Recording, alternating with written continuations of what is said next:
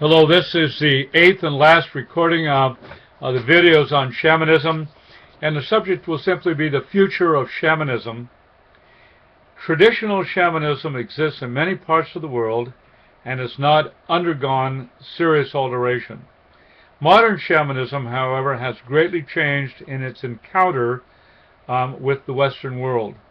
The acceptance of alternative or contemporary healing techniques, for instance, has pushed shamanism into the current discussions of treatments for any number of physical complaints. Shamanism fits in neatly with the New Age and self-help movements.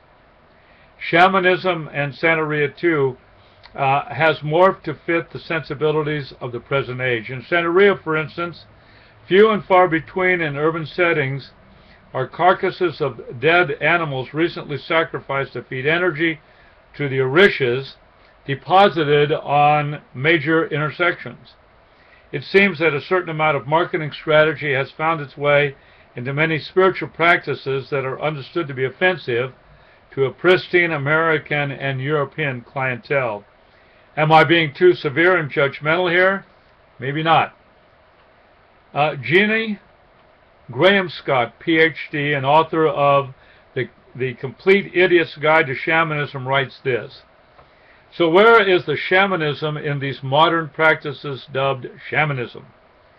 Where is the New Age? Again, they seem almost completely blended together, while the practitioners are using new terms and definitions and claiming ancient links.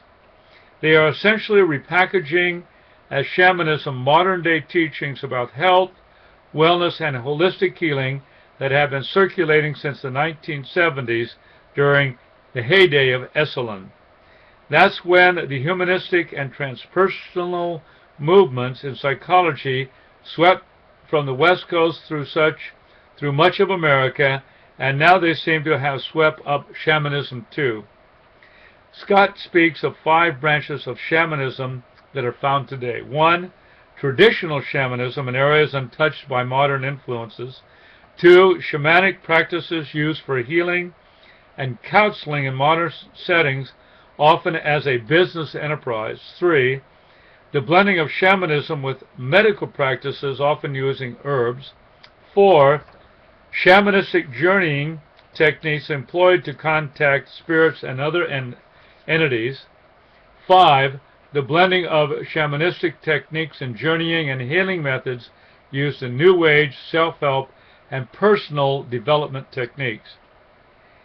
With a big push from the consciousness expanders, whether by way of drugs, the importation of Eastern religious practices, or the study of and experimentation with transpersonal psychology by progressives at Esalen in Big Sur, California, the world of the shaman came to Middle America.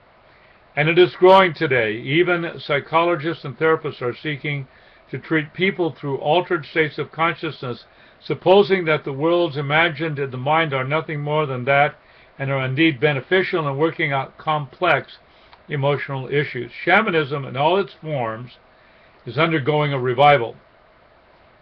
Shamanistic-based practices are found around the globe. This is so even for people who know little or nothing about shamanism as traditionally understood. A person who in trance or state of ecstasy, induced by any number of methods, thereby contacts and has interaction with otherworldly spiritual beings, or the spirit or the souls of the dead, and then acts as an intermediary for others to carrying a variety of duties. This is essentially a shaman, whether he is called a medium, fortune teller, witch, santero, channeler, medicine man, holy man, or any number of other titles. Shaman-like persons may be found in Buddhism, Hinduism, Taoism, Shinto, Islam, and Christianity. Though I am a Christian, I am aware that shamanistic influences have infiltrated parts of Christianity, mostly on the far right or far left of Christianity, and this issue will be examined in both Chapter 4 and in Appendix A.